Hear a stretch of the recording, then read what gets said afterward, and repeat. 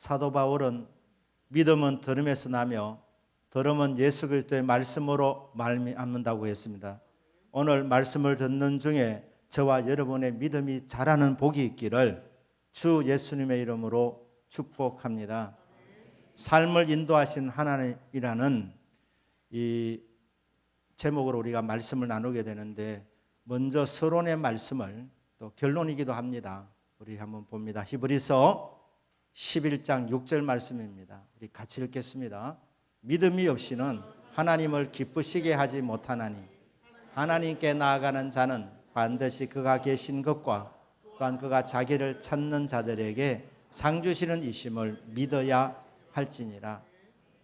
구원받은 하나님의 자녀는 인생을 살아가는 목적이 하나님께 영광을 돌리는 것입니다. 달리 말하면 하나님의 기쁨이 되는 삶을 살기를 원하는 것이 성도의 소원입니다. 그런데 하나님을 기쁘시게 해드리는 방법이 히브리서 11장 6절에 명확하게 나와 있습니다. 어떻게 사는 것이 하나님의 기쁨이 되는 삶이냐? 그것은 믿음으로 사는 삶입니다. 믿음이 하나님을 기쁘시게 해드립니다. 저와 여러분은 믿음으로 사는 복이 있기를 주 예수님의 이름으로 축복합니다. 아멘. 그러면 어떤 믿음입니까? 하나님이 기뻐하는 믿음은 최소한 두 가지는 있어야 됩니다. 첫째는 하나님이 살아계시는 것을 믿어야 합니다. 하나님의 존재를 믿어야 합니다. 우리 귀에 아무 소리 안 들려도, 우리 눈에 보이지 않아도 내 주님은 살아계십니다. 내 주님은 살아계십니다.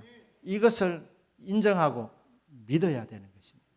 그러니까 가장 기본적인 것은, 하나님을 기쁘시게 되는 믿음은 하나님이 살아계시는 것을 믿고 인정하는 것.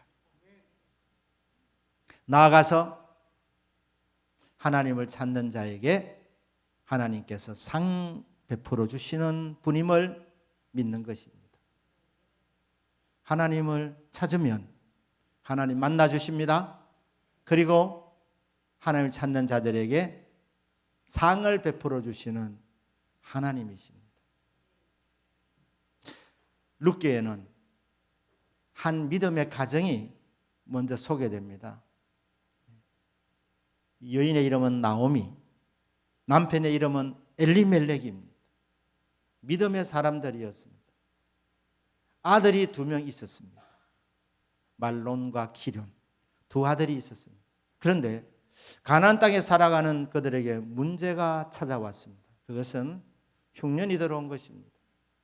기근이 들었는데 심한 기근이 들었습니다.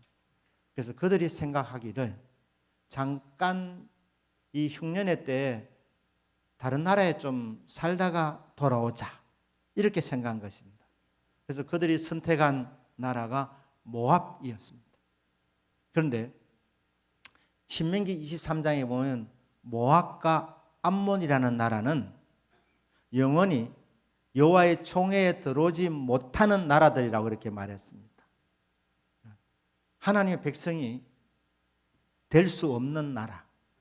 그래서 이스라엘, 하나님 믿는 제사장의 나라인 이스라엘 사람과 상종을 할 수 없는 그런 나라가 모압과 암몬 나라였습니다. 그런데 이 나오미와 엘리멜렉이 선택한 나라가 영원히 여호와의 총에 들어오지 못한다, 그렇게 규정해 놓았던 모압 땅으로 굳이 간 것입니다. 물론 하나님께서 그렇게 하신 이유는 있었습니다. 이스라엘 백성이 40년 동안 광야 생활을 하게 될 때에 이 모압 땅을 지나가야 될 때가 있었습니다.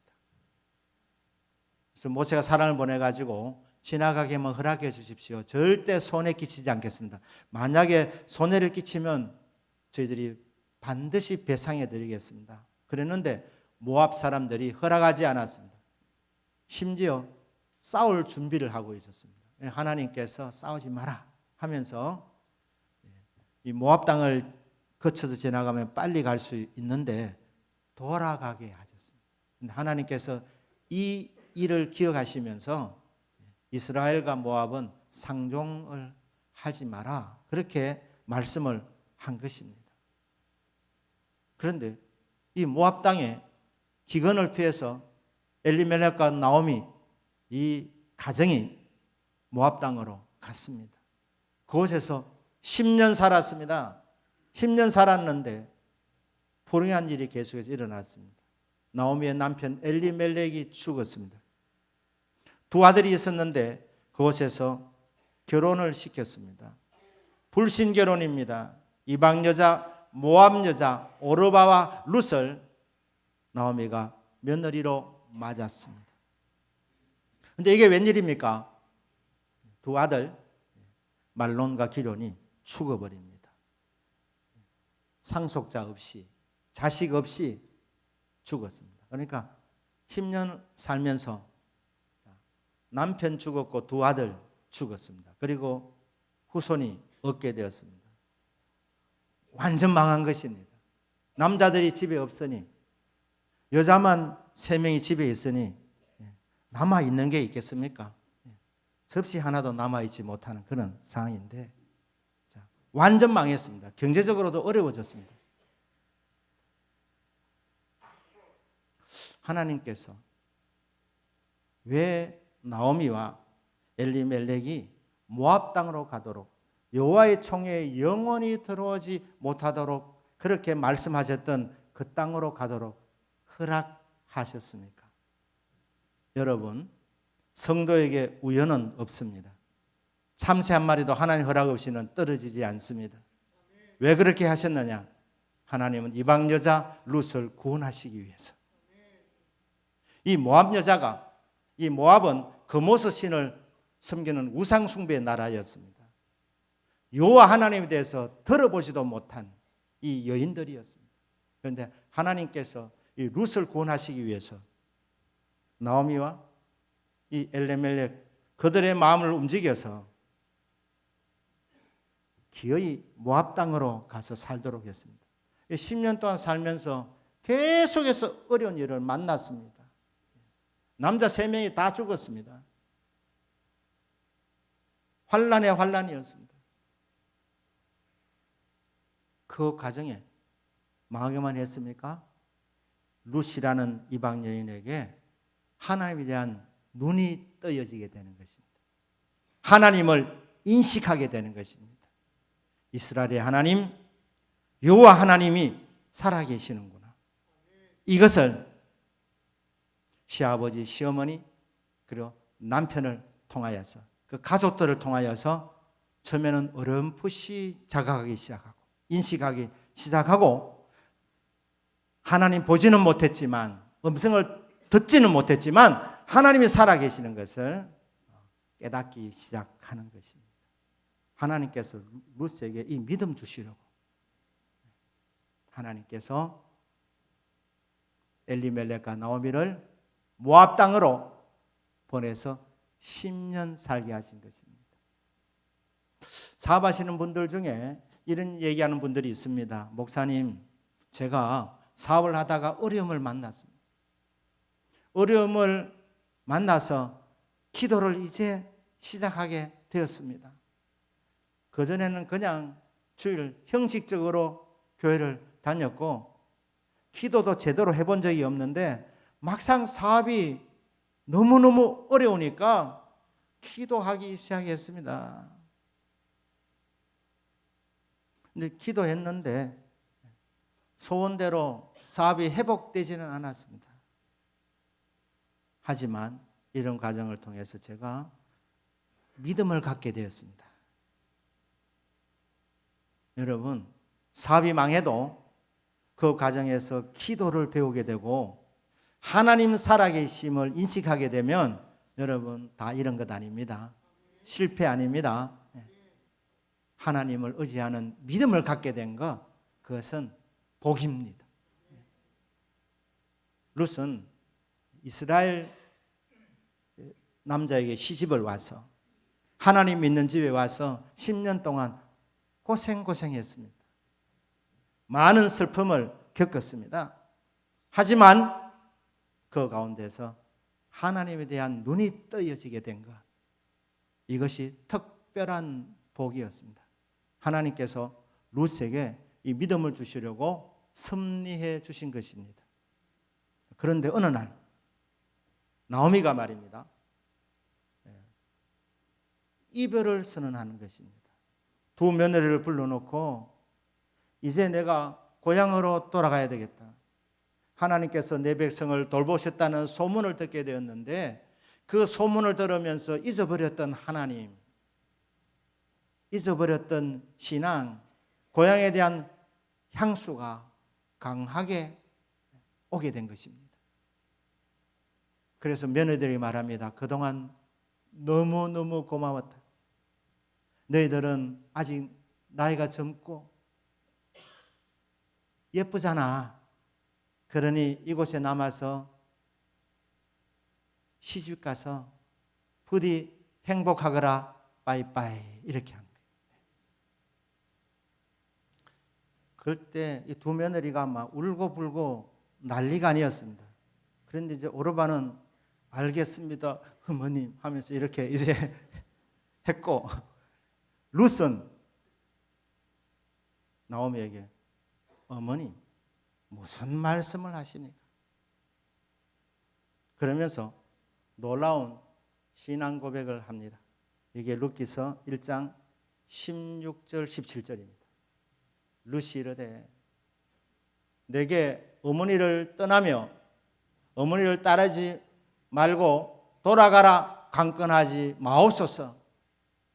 어머니께서 가시는 곳에 나도 가고 제발 돌아가라고 말씀하지 마십시오. 어머니가 가는 곳에 나도 가겠다고 말씀합니다.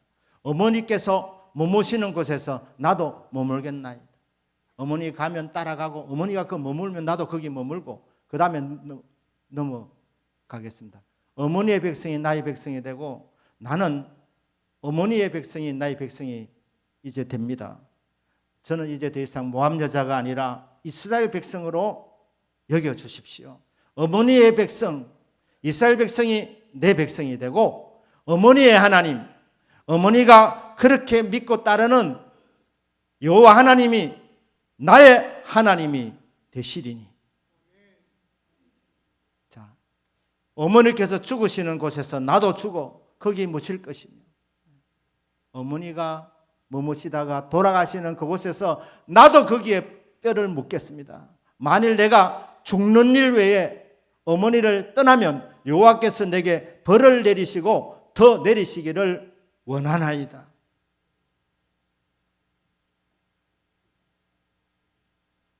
죽음 아니고는 어머니와 저는 이제 헤어지지 않습니다.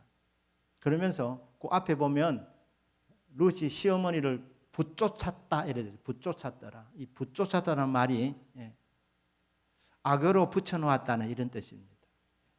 딱 붙어가지고 떨어질 수 없는 그런 관계. 시어머니를 콱 붙잡아 붙어 있게 된 겁니다. 어디를 가든지 따라갑니다. 죽음 외에는 갈라지지 않습니다. 하면서 어머니의 하나님이 나의 하나님입니다. 이 공개적인 고백을 한 것입니다. 믿는 집에 시집을 와서 정말 어려움을 많이 겪었지만 그 가운데서 그래도 하나님이 없다고 말 못하는 이상한 느낌이 계속 오게 된 겁니다. 하나님 없다고 말할 수 없는 이 믿음이 생기게 된 겁니다. 그리고 모압 땅에서 공개적으로 신앙 고백하는 것입니다. 어머니의 하나님이 바로 나의 하나님이 되십니다. 이 시어머니가 보니까 이 결심이 굳게 서 있는 것을 봅니다. 그리고 알았다. 그럼 같이 가자 하면서 고향 베들레헴으로 돌아옵니다. 그런데 그때가 언제냐 하면 보리 추수 시작할 때라고 성경은 룻기서 1장 22절입니다. 그 마지막 부분에 그렇게 나와 있습니다. 베들레헴은 곡창지대입니다. 밀과 보리의 주산지입니다. 그런데 이 베들레헴 지역에서 인심이 제일 좋을 때가 언제냐? 추수 시작할 때, 추수할 때입니다. 한 해에 음식이 제일, 먹을 것이 제일 풍성할 때이기 때문에 하나님께서 룻을 구원하려고 나오미 가족을 모압으로 이주시키신 하나님께서 이 룻과 나오미를 돌아오도록 만드실 때도 가장 좋은 때에 돌아오도록 하신 것입니다. 사는 여러분, 하나님께서 저와 여러분을 부르실 때 아무런 대책 없이 부르시지 아니하십니다. 먹을 것, 마실 것, 입을 것 염려하지 마라. 이 믿음이 적은 자들아, 너희들에게 이런 것들이 다 있어야 할 것을 내가 다 알고 있다. 하나님께서 대책을 다 마련해 놓으시고 좋은 것을 다 준비해 놓으시고 하나님의 자녀를 이끄시는 것입니다. 부르시는 것입니다. 룻을 구원시켜 놓으시고 가장 좋은 때에 베들레헴으로 돌아오도록 하나님께서 역사하신 것입니다. 좋은 때에 돌아왔습니다. 그리고 자기 먹을 것과 시어머니를 공양하기 위해서 이제 이삭 죽기 위해서 밭으로 나갑니다. 그런데 밭으로 나가는데 룻기 2장 3절에 보면 우연히 룻이 보아스가 속한 밭에 이르렀다고 했습니다. 우연히 갔답니다. 우연히. 룻이 모든 것을 다 파악하고 어떤 계획을 가지고 보아스가 속한 밭을 알아가지고 찾아간 것이 아니라 우연히 갔는데 그것이 바로 보아스가 주인으로 있는 밭이었습니다. 그런데 이 보아스는 돌아가신 시아버지의 친척이었습니다. 엘리멜렉의 친척이었습니다. 나오미 집은 빚이 많았습니다. 빚 때문에 땅도 다 잃었는데 이 토지를 물려줄 가까운 친족 보아스 만나도록 하나님이 섭리해 주신 것입니다. 그리고 이 사람이 룻과 결혼할 사람인 줄 룻은 그때는 몰랐습니다. 우연히 간 것입니다. 이 사연을 모르는, 이 사연과 상관없는 노사연이라는 사람이 우리 만남은 우연이 아니었다 이렇게 얘기했어요. 우연이 아니었다. 그럼 뭡니까? 필연입니다. 하나님의 섭리입니다. 만남 속에는 하나님께서 계획하신 있기 때문에 성도의 움직임에서 만나는 사람들은 섭리적인 만남이라고 하는 것입니다. 첫 번째 우연을 경험할 때는 우연이다 싶습니다. 그런데 우연이 겹쳐지게 될 때, 우연 플러스 우연은 이것은 섭리입니다. 우연히 보아스 밭에 갔고 알고 보니 그 사람이 엘리멜렉의 친척이었고, 그리고 어떻게 됩니까? 보아스가 이 밭주인이 찾아오는 겁니다. 고대 사회에서는 밭주인이 종들이 일하는 곳에 잘 가지 않는다고 합니다. 보아스는 베들레헴의 유력한 사람이었습니다. 대표적인 인물입니다. 어른이었습니다. 큰 부자였습니다. 밭이 얼마나 많았겠습니까? 사업가로서 하고 있는 일이 많은 데다가 이 성읍의 어른이었기 때문에 성문에 앉아서 백성들의 애환을 들어주고 또 재판을 하기도 했었습니다. 얼마나 바쁜 사람입니까? 바쁜 데다가 원래 고대 사회에서 밭주인은 종들이 일하는 데는 잘 찾아오지 않는데 그날따라 온 것입니다. 우연히 온 것입니다. 그런데 우연하기가 그러니까 마침, 때마침 룻이 이 보아스가 속한 밭에 갔는데 때에 맞추어서 보아스가 거기로 온 것입니다.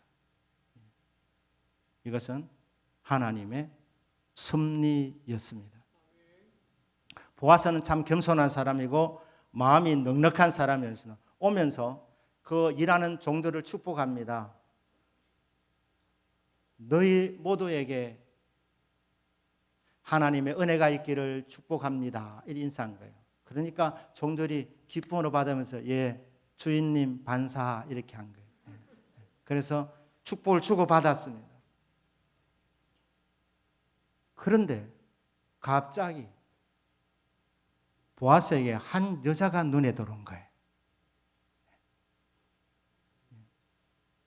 섭리였습니다. 사람들이 묻습니다. 저 소녀가 누구니? 이렇게 물었어요.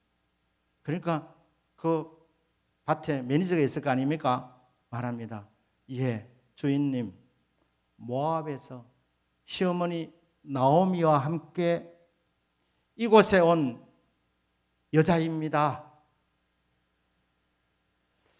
우리 밭에 와서 이삭 죽기를 허락해 달라고 간청을 했던 여자입니다. 이것도 대단한 것입니다. 왜냐하면 하나님께서 이스라엘 백성들에게 자기를 소개하면서 나는 고아와 과부의 하나님이라 말씀하시면서 너희들이 수술을 하게 되거든 곡식을 벨 때에 다 베지 마라. 일부를 남겨놓아라. 그래서 밤에 고아들이 과부들이 가난한 사람들이 와서 그 남겨놓은 그 이삭들을 가져갈 수 있도록 배려해라고 말씀을 하셨습니다. 그리고 너희들이 수술을 하거든 다 베지 말고 고아 과부들이 뒤따라가면서 그 이삭을 주울 수 있도록 남겨주면서 추수하라고 그렇게 말씀을 했습니다. 그러니까 이 가난한 사람들이 고아와 과부들이 따라가면서 이삭을 줍는 것은 이게 가난한 사람들에게 주어진 하나님 주신 권리였습니다. 그런데 룻은 이 권리를 당연하게 생각하지 않고 이것도 허락해 달라고 은혜를 구하는 것입니다. 그러니 이 룻은 정말 예의 바른 여인이었습니다. 겸손한 여인이었습니다. 당연한 것이 아니라 은혜인 줄 알고 감사의 마음으로 살아가는 모든 것이 은혜인 것을 그렇게 알 수 있도록 은혜를 구했던 여인이 바로 룻이었습니다. 이 말을 듣고 룻에게 보아스가 접근합니다. 그리고 말합니다. 내 딸아, 추수 끝날 때까지 딴 데 가지 마라. 보아스는 진짜 부자였습니다. 이 추수가 하루 이틀 끝나는 정도가 아니라 추수 끝날 때까지 계속해서 추수할 수 있는 그런 양이 충분했던 큰 밭을 가진 사람이었습니다. 그러니까 내 딸아, 딴 데 가지 말고 여기서 이삭을 주어라. 그리고 네가 이렇게 이삭을 주울 때에 남자들이 너를 방해하지 못하도록 괴롭히지 못하도록 내가 조치를 다 해놨다. 그리고 목이 마르거든 소년들에게 내가 물을 마시도록 해놨으니까 물을 마셔라. 집에서 일하러 오면서 삼다수 갖고 올 필요 없다 이 말입니다. 베들레헴 물이 보통 물입니까? 다윗이 그토록 사모했던 물인데 다 준비해 놓고 그러니까 목마르거든 마시고 마음껏 일하고 이곳에서 추수 끝날 때까지 다 그냥 이삭을 줘가지고 집으로 가라. 이렇게 배려해 준 것입니다. 그러니 룻이 감격하면서 그 자리에서 바로 그 말 듣고 땅에 엎드립니다. 그래서 절합니다. 그래서 이렇게 말합니다.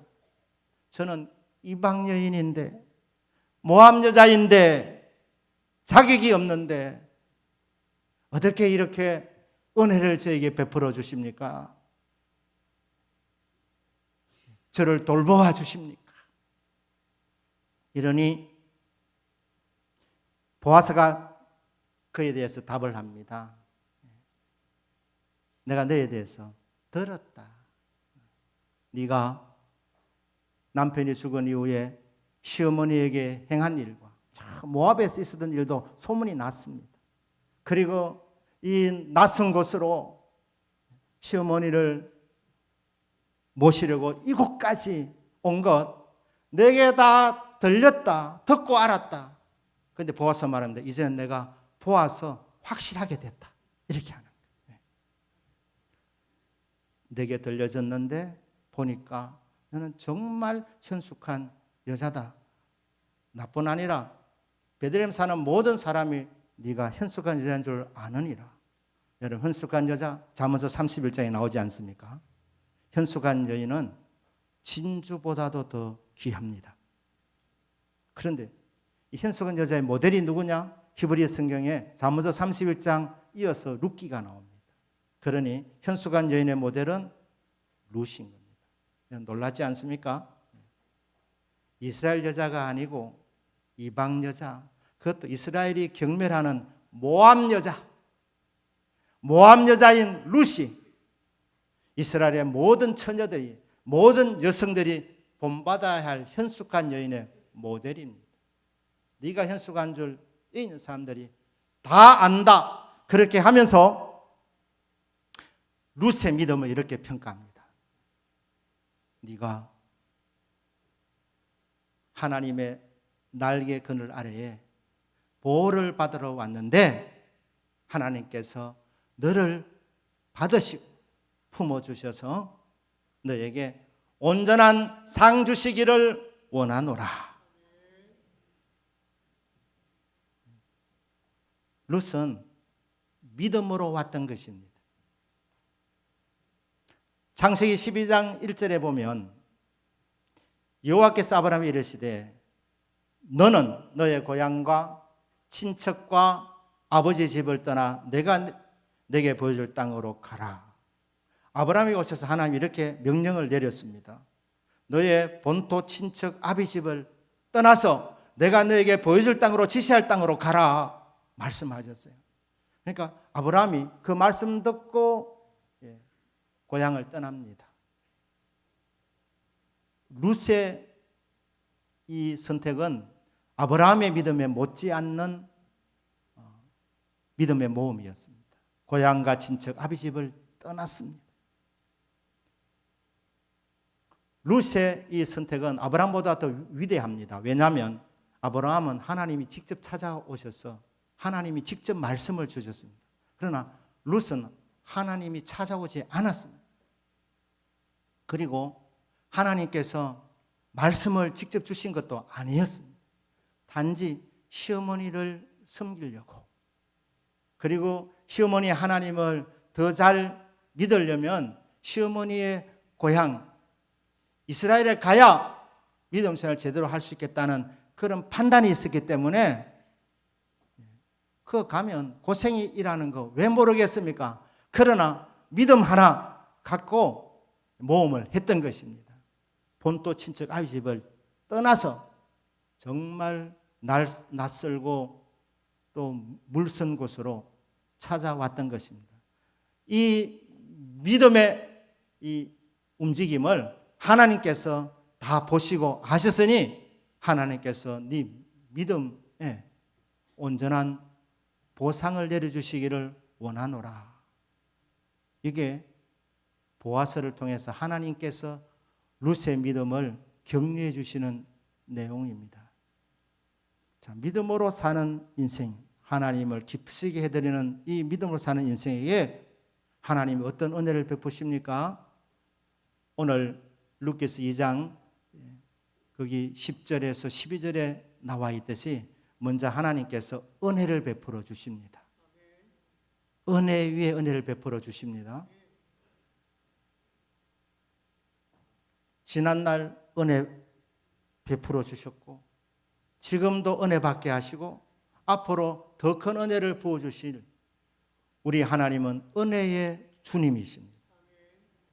아무리 우리에게 부어주셔도 여전히 풍성한 은혜의 주님, 하나님을 믿고 나오는 사람들에게 하나님은 은혜 위에 은혜를 더하여 주시는 분이십니다.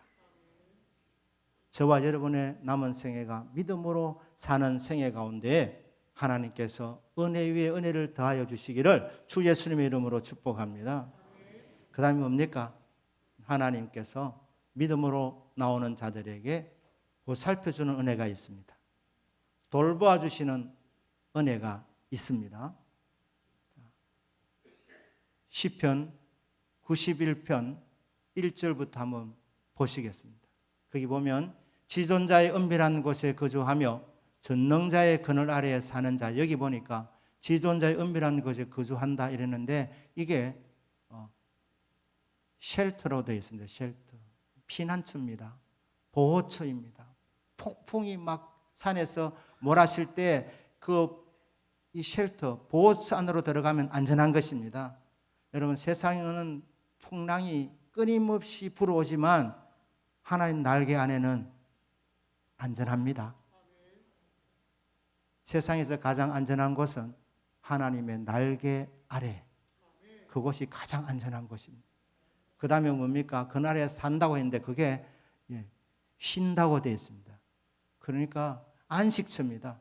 하나님 날개 그늘 안에는 가장 안전한 곳이고 가장 편안하게 쉬는 곳입니다. 그러니까 룻은 피난처를 찾았습니다. 피난처 어디냐? 하나님의 날개 그늘 아래이기 때문에 하나님 안으로 들어간 것입니다. 2절입니다. 2절에 나는 여호와를 향하여 말하기를 그는 나의 피난처요. 하나님은 저와 여러분의 피난처이십니다. 나의 요새요. 하나님은 우리의 요새이십니다. 어떤 세력도 넘볼 수 없는 요새이고 내가 의뢰하는 하나님이라 하리니 3절입니다. 이는 그가 너를 새 사냥꾼의 올무에서와 마귀가 아무리 공격해도 우리는 안전합니다. 하나님께서 방패되어 주시기 때문에 심한 전염병에서 건지실 것이미로다. 4절입니다. 그가 너를 그의 깃으로, 이게 날개입니다. 하나님께서 그의 날개로 너를 덮으시리니 네가 그의 날개 아래에 피하리로다. 그의 진실함은 방패와 손방패가 되시나니 하나님의 날개로 우리를 덮어주시면 우리는 안전한 것입니다. 시편 91편 5절 6절에 보시면 낮에 밤에 말입니다. 화살이 날아다니고 전염병이 날아다니고 공포가 날아다니고 재앙이 날아다니고 저주가 날아다니는데 하나님의 날개 그늘에 들어가면 하나님께 덮어주시면 하나님이 방패되어 주시기 때문에 어떤 재앙도 뚫지 못하는 것입니다. 하나님이 피난처 되어 주시기 때문에 믿으십니까? 하나님이 보호처가 되어 주시기 때문에 하나님이 방패가 되어 주시기 때문에 하나님이 요새가 되어 주시기 때문에 주님 날개 아래에서 편안히 쉬게 되는 것입니다. 룻은 인생의 그 환난 가운데서 피난처를 찾았습니다. 그게 주의 날개 그늘 아래였습니다. 믿음으로 나갔더니 하나님께서 룻을 탁 덮어주신 겁니다. 보호해 주신 것입니다. 돌보아 주신 것입니다. 그리고 그 다음에 뭡니까? 세 번째, 온전한 상을 주시는 하나님. 믿으십니까? 학생들은 공부가 관건입니다. 그렇지 않습니까? 공부 잘하면 1학년 때도 상 받고 2학년 때도 상 받고 3, 4, 5, 6학년 다 상 받고 졸업식 때 더 큰 상 받고 상급학교로 올라갑니다. 상급학교 올라가서도 공부 하나 잘하면 1학년 때도 상 받고 2학년 때도 상 받고 시간 관계로 생략하겠습니다. 그렇게 이제 상을 받고 더 큰 상 받고 또 상급학교 올라가고 그러니까 공부 하나만 잘하면 됩니다. 성도는요. 믿음 생활 하나 잘하면 됩니다. 믿음 생활 잘하시면 여러분 재작년에도 상 받고 작년에도 상 받고 올해도 상 받고 2024년도에도 상 받고 2025년도에도 상 받고 이 온전하다는 말이 풍성하다는 말입니다. 상이 넘친다는 말입니다. 상이 넘친다. 그리고 하나님께서 정말 주셔야 하는 온전한 상도 믿음으로 살아가는 자에게 주어진다는 것입니다. 우리가 할 일이 뭡니까? 믿음으로 사는 것입니다. 믿으십니까? 믿으시면 하나님 기뻐하십니다. 믿음으로 살면 하나님 은혜 위에 은혜를 베풀어 주십니다. 믿음으로 살면 하나님이 책임져 주십니다. 돌보아 주십니다. 믿음으로 살면 하나님이 상을 주십니다. 어느 정도? 풍성하게, 온전하게 상을 베풀어 주시는 하나님. 말씀 결론입니다. 저와 여러분에게 이런 믿음이 있기를 축복합니다. 금보다도 귀한 것이 믿음인데, 주여, 남은 생에 오직 하나님을 의지하는 믿음으로 살게 하여 주옵소서. 믿음으로 살면 좋으신 하나님께서 우리를 보고 기뻐하시며 은혜와 은총을 베풀어 주십니다. 천국 가실 때까지 믿음의 길을 걸어가는 저와 여러분 되기를 주 예수님의 이름으로 축복합니다. 아멘.